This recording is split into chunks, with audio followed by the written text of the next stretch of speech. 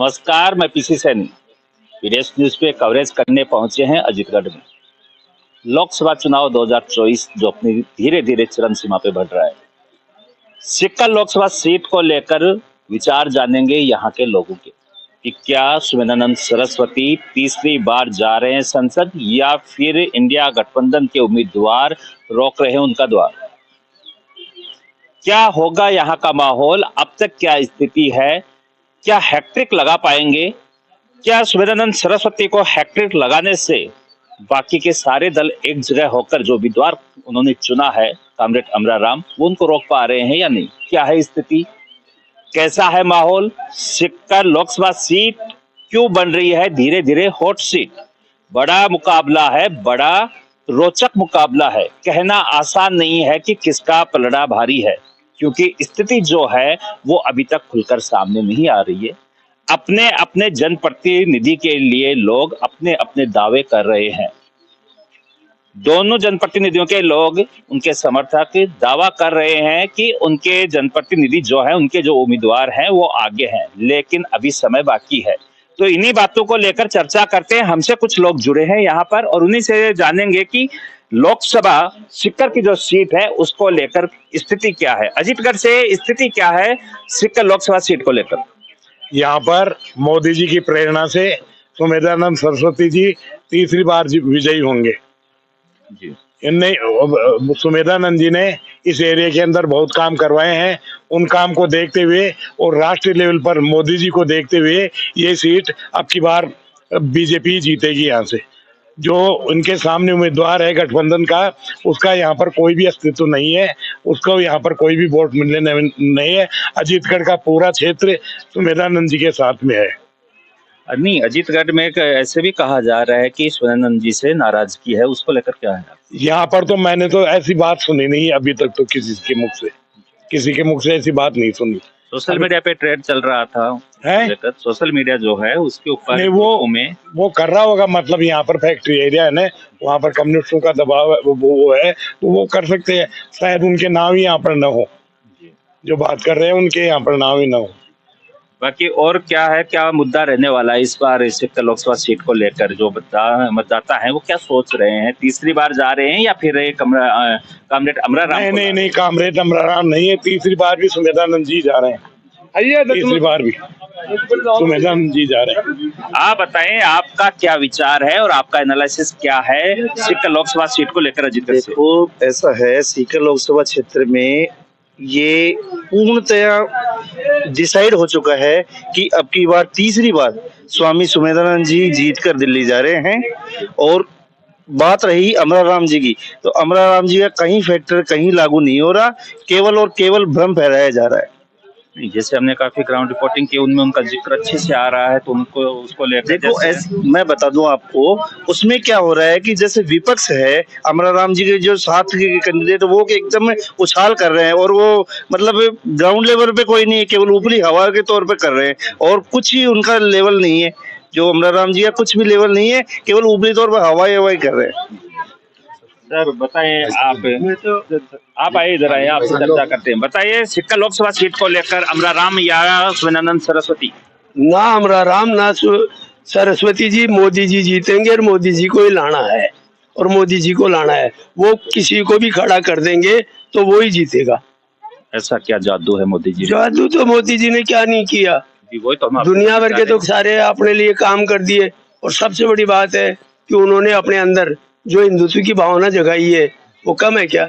राम मंदिर का मुद्दा जो सैकड़ों साल से कोई नहीं सुलझा सका, 370 और उज्ज्वला योजना, क्या क्या नहीं किया मोदी जी ने।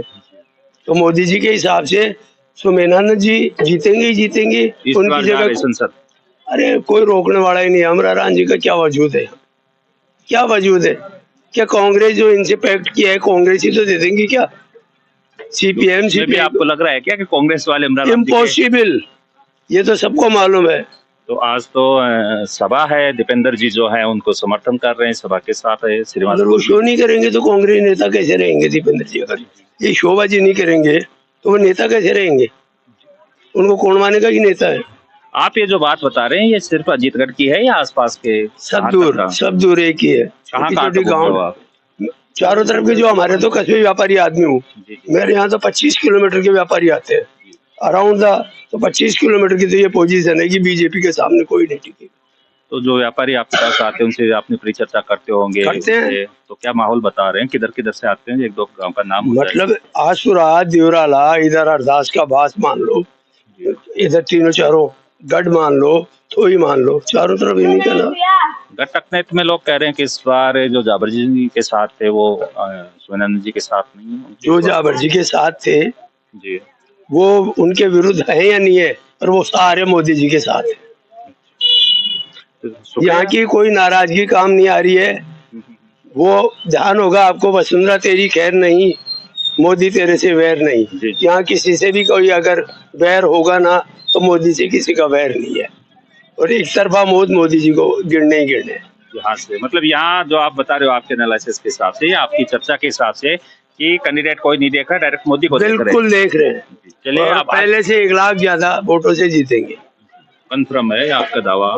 कभी मिलेंगे तो बात करेंगे आपसे। आपका नाम बताएं। मेरा नाम सांवरमल दिखनी नाम है, और यहाँ पे मंदिर का ये एक मतलब अपना सा सेवा को कभी भी पूछ लेना, आप जानते हैं, आपसे पूछ लेना।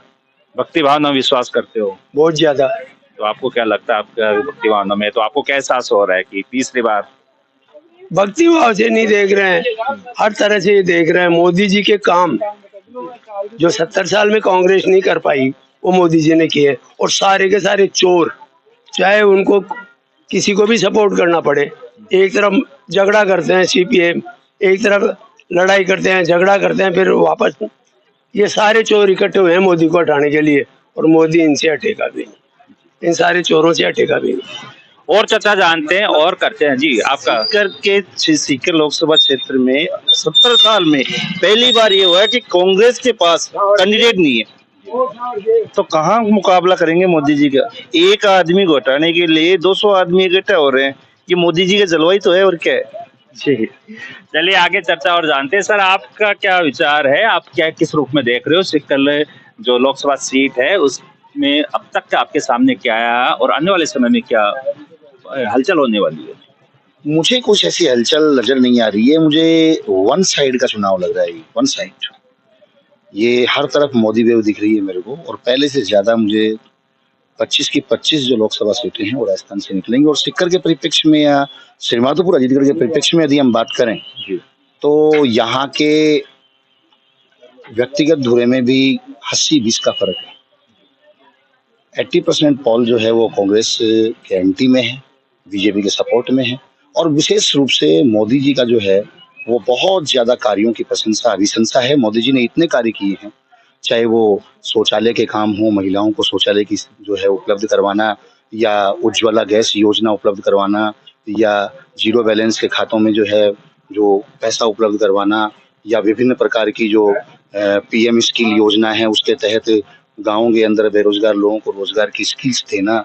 ये चीजें जो हैं, ये सारी इस चीज को सार्थकता घोषित करती कि पहली बार कोई ऐसा व्यक्ति है जो अपनी कहावत को चरितार्थ कर रहा है कि ना तो मैं खाता हूं ना मैं खाने दूंगा। और वैसे चाणक्य नीति के अनुसार भी अपन माने कि जब कोई देश का राजा ईमानदार होता है तो सारे बेईमान एक जगह इकट्ठे हो जाते हैं। और इसलिए ये सारा जो झुंड है कभी अपना कुनबा बदलते हैं, और बदल कर जो है यूपीए से INDI बनते हैं, और फिर क्या बनते हैं। जैसे यहाँ कांग्रेस को फेस करना चाहिए था चुनाव, लेकिन शायद मोदी जी की लोकप्रियता देखकर उनके हाथ पैर फूल गए और उन्होंने कैंडिडेटशिप नहीं ली, और CPIM को कह रहे हैं। तो नेताओं ने कह दिया होगा, ताकि लोकल स्तर पे कांग्रेस के जो वोटर्स हैं वो भी सपोर्ट CPIM को नहीं कर पा रहे हैं। सर, राजस्थान विधानसभा चुनाव में श्रीमाधोपुर से निर्दलीय उम्मीदवार रहे बलराम जी यादव ने समर्थन देने की बात की है, तो उनके समर्थन से कितना क्या फर्क पड़ने वाला है, या उनके समर्थन को लेकर आपकी क्या प्रतिक्रिया है? देखिए, बलराम जी यादव या कोई भी व्यक्ति जो यहाँ अपनी लोकप्रियता रखता है, बिल्कुल आपकी बात से मैं सहमत हूँ कि 40-42 हजार वोट लेना कोई तुकबंदी नहीं होती। अच्छे वोट उन्होंने लिए, लेकिन एक तो एक व्यक्ति स्वयं अपने लिए वोट जुटाए और एक दूसरे के लिए प्रयास करे तो उसमें डिफरेंसी आती है, उसमें बिल्कुल एक्यूरेंसी नहीं आती है, उसमें अंतर आएगा। और ये अंतर लोकसभा स्तर की बात करें तो विधानसभा जो है, लेजिस्लेटिव असेंबली के चुनाव होते हैं, उनमें और लोकसभा के चुनाव में बहुत बड़ा अंतर होता है कि देश का विजन देखा जाता है, देश को देखा जाता है कि देश किस दिशा में मुड़ेगा। क्योंकि मतदाता के द्वारा अगर एक भी गलत निर्णय होता है ना, तो देश वापस उन्हीं घोटालों के गिरफ्त में जाएगा, चाहे वो चीनी घोटाला हो, चाहे यूरिया घोटाला हो, चाहे वो 2G स्पेक्ट्रम हो, चाहे 3G स्पेक्ट्रम हो, चाहे खेल मंत्रालय घोटाला हो, चाहे चारा घोटाला हो। फिर वापस जनता को उन्हीं घोटालों का सामना करना पड़ेगा और इस स्थिति के लिए जनता प्रतिबद्ध नहीं है, जनता सामना नहीं करना चाहती। सर आपका नाम जानना चाहेंगे? मैं विमल जोशी हूँ और अध्यापन का काम है मेरा। शुक्रिया सर। सर आप बताएं, आप किस रूप में देख रहे हो पूरे चुनाव को? क्या चल रहा है, कौन भारी है, कौन पिछड़ रहा है, संसद में कौन जा रहा है? चलो सर, आपने जो है मेरा इंटरव्यू ले रहे हैं, बहुत बहुत धन्यवाद, शुक्रिया। मैं मेरी लाइफ में पहली बार किसी कैमरे पे लाइव इंटरव्यू दे रहा हूँ आपको, तो आपने इनवाइट के लिए किया, उसके लिए बहुत बहुत धन्यवाद। और मैं जो मेरी लाइफ का जो अब तक का अनुभव है वो आपको मैं शेयर करूंगा। ये जो चुनाव है ये है राजनीति और राष्ट्रनीति दोनों पे है, या यूँ कहिए एक तरह से देवता और दानवों की जैसे लड़ाई होती थी, ये उसी तरीके का चुनाव है, जिसमें एक तरफ देवता हैं, एक तरफ राक्षस हैं। इन सब ने मिल करके एक तरफ भ्रष्टाचार है और एक तरफ शिष्टाचार का काम है। इस तरीके का ये चुनाव है। अभी तक जो मोदी जी आए हैं एक विजन के तहत इस देश में आए हैं, चुनाव को तो एक सिस्टम है जिसके तहत उनको आना ही होता है। मोदी जी जब आए तो शुरू में समझिए कि जो ये मटका था 70 साल से जो लीकेज था जगह जगह से, तो शुरुआती 5 साल में मोदी जी ने उन लीकेज को बंद किया है। फिर जो दूसरे चुनाव में जब वो इलेक्शन जीते तो वो मटका फुल भरा है। अब उसके बाद में ये तीसरा जब चुनाव होगा उसके बाद में लबालब होकर के लोगों को और ज्यादा लाभ मिलना शुरू होगा, मटके से बाहर उबल उबल कर पानी आएगा और वो लाभ सभी को देखने को इस तीसरे चुनाव में मिलेगा। इस चुनाव में मोदी जी जो है जो कानूनों में जो कमियां थी उन कमियों को दूर करने के लिए आए हैं। काफी कमियां उन्होंने दूर कर दी। अब उनको राज्यसभा और लोकसभा दोनों को लेकर के 404 प्लस की सीटें चाहिए, जिसके लिए पूरा देश उनके साथ खड़ा है। और सभी लोग 404 प्लस दे करके लोकसभा और राज्यसभा दोनों को एक सदन में होने के बाद में काफी कानूनों में बदलाव लाएंगे और ये बदलाव भ्रष्टाचार को खत्म करने के लिए होगा। और भ्रष्टाचार को ना खत्म करने के लिए सारी पार्टियां आज रुकी हुई हैं, क्योंकि सभी पार्टियां करीब करीब भ्रष्टाचार में लिप्त है पिछले काफी समय से। इसलिए सभी को डर और भय व्याप्त है। अधिकांश लोग जेल में जा रहे हैं भ्रष्टाचार के मामले में। ये चुनाव भ्रष्टाचार को लेकर के किया जा रहा है। इसलिए मैं लोगों से कहूंगा और उन लोगों को ये बताना चाहूंगा कि जो लोग ये कहते हैं कि मोदी जी ने 15 लाख रुपए लाने की बात कही थी, ये बात सर्वथा गलत है। मोदी जी के तथ्यों को लोगों ने न समझने की कोशिश की है, न जानने की कोशिश की है, न किसी ने एक्सप्लेन किया है, न समझाने की कोशिश की है। यहाँ तक भी भाजपा नेताओं ने भी नहीं समझाने की कोशिश की है।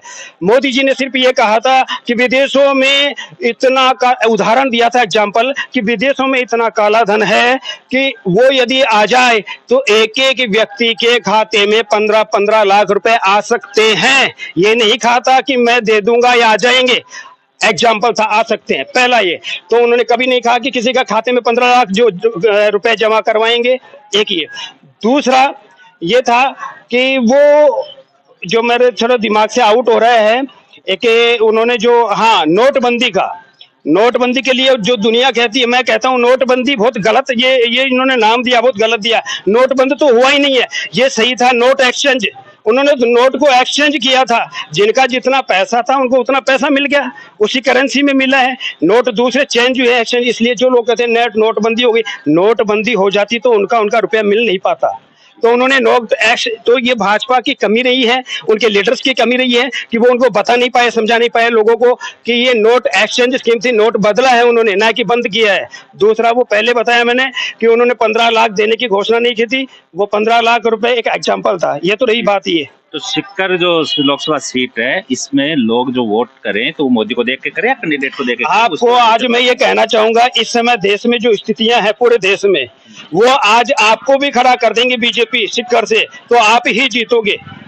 यहाँ मोदी जी के वोट जा रहे हैं सुमेधानंद जी को, उनके व्यक्तिगत कितना है वो उनका खुद का पर्सनल मैटर है। वो खुद आज निर्दलीय उम्मीदवार खड़े होकर के अपने आप को नाप सकते हैं कितना क्या है। टोटलिंग जितना भी काम हो रहा है मोदी जी के जरिए हो रहे हैं, ये टोटल वोट मोदी जी को दे रहे हैं। और मैं लोगों से एक अपील और करना चाहूंगा, मतदान एक दान है और दान हमेशा एक श्रेष्ठ और सर्वश्रेष्ठ व्यक्ति को दिया जाता है। इसलिए दान जब दोगे तो अच्छे इंसान को दो, दान का फल अच्छा मिलेगा। यदि मैं किसी गलत इंसान को देता हूं दान, और वो व्यक्ति उस पैसे की दारू पी करके अपने घर पे कलहबाजी करते हैं तो घर वाले गालियां निकालते हैं कि किस ने इसको दारू के पैसे दिए और जिसकी वजह से ऐसा हुआ। इसलिए मतदान के संदर्भ में ये कहना है सभी देशवासियों से कि वो मतदान को दान समझ के करें और दान हमेशा योग्य व्यक्ति को देना चाहिए, श्रेष्ठ व्यक्ति को, सर्वश्रेष्ठ को, और ये देश के लिए और राष्ट्र हित में मतदान होना चाहिए। और ये दान हम सभी लोग मिलकर के मोदी जी के हित में कर रहे हैं, राष्ट्र हित में कर रहे हैं। इसलिए सभी लोगों से अपील है कि राष्ट्र हित में मतदान करें और राष्ट्र नीति को महत्व दे, राजनीति को महत्व नहीं दे। अंतर सिर्फ इतना है कि राष्ट्रनीति जोड़ने का काम करती है और राष्ट्रनीति जोड़ने का काम करती है और राजनीति फूट डालो और राज करो का सिद्धांत पे चलती है। शुक्रिया सर, आपका नाम? मेरा नाम डॉक्टर खेमराज शर्मा। शुक्रिया। तो हमने जाना इन लोगों से सिक्कर लोकसभा सीट को लेकर उनके विचार क्या है और स्थिति क्या है। खबर में इतना ही। चैनल पे नए तो चैनल को सब्सक्राइब जरूर कीजिएगा ताकि लोकसभा सिक्कर सीट को लेकर पल पल की खबर, गांव-गांव की खबर, शहर की खबर, नुक्कड़ की खबर आप तक पहुंच सके। खबर में इतना ही। मैं पीसी सैनी, सहयोगी साथी टेलर के साथ।